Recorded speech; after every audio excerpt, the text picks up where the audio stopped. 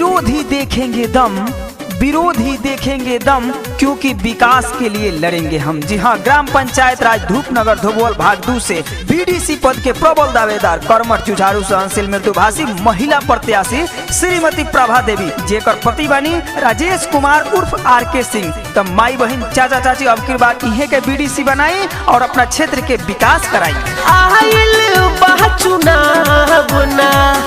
भुला के बजी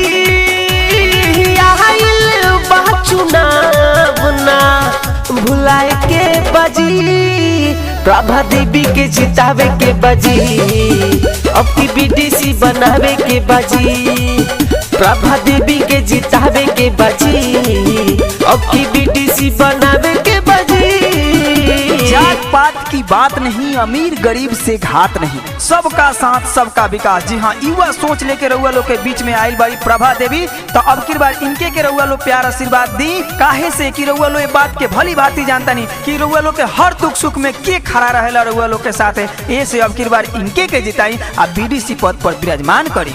सोची समझी रउआ करी विचार जी, निमन बाइन कर व्यवहार जी, अब की जिताई रउआ परत पानी पौआ दी जाइन का के प्यार जी। अब की बार प्यार आशीर्वाद देवे के बाद प्रभा देवी के सोची समझी रउआ करी विचार जी, निमन बाइन कर व्यवहार जी, अब की जिताई रउआ परत पानी पौआ दी जाइन का के प्यार जी। निमन बीडीसी चुन के ले आवे के बजी, निमन बीडीसी चुन के ले आवे के बजी, प्रभा देवी के जितावे के बजी, अब की बीडीसी बनावे के बजी, विकास इनके से करावे के बजी, अब की बीडीसी बनावे के बजी। और जी हमार बा मर्जी बाराउर, और जी हमार बा मर्जी बाराउर, सोच के जिताई न त जीत जाई बाउर, त कहें 5 साल आउर 5 साल आउर, तई 5 साल के मौका के गवावे के नहीं खे। और जे अपना क्षेत्र के भविष्य संवारे ओकरे के अब जितावे के बाद, तब माई बहन चाचा चाची अब की बार याद रखी कि रउआ प्रभा देवी के जिताई, ई गारंटी बा कि रउआ क्षेत्र में विकास के गंगा बही। दिन या रात चाहे कौनो बेरा खुजला पर जाली भेटाई हो, बुटवा के ताकत जाके तू बुतू पर अब की तू देह देखाई हो, वोट के ताकत दिखाई प्रभा देवी के ही जिताई। दिन या रात चाहे कौनो बेरा खुजला पर जाली भेटाई हो, बुटवा के ताकत जाके तू बुतू पर अब की देह देखाई हो।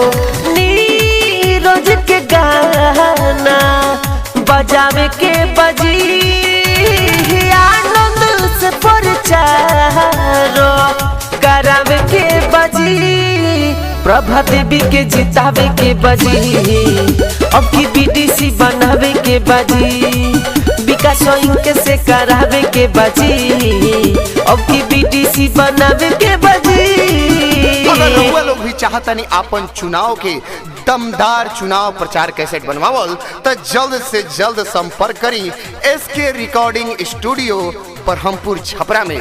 जी हाँ, S K recording studio Barhampur Chhapra में, जेकर मोबाइल नंबर बा 99 31 25 2808। जी हाँ, पुनः मोबाइल नंबर नोट करी 99 31 25 2808।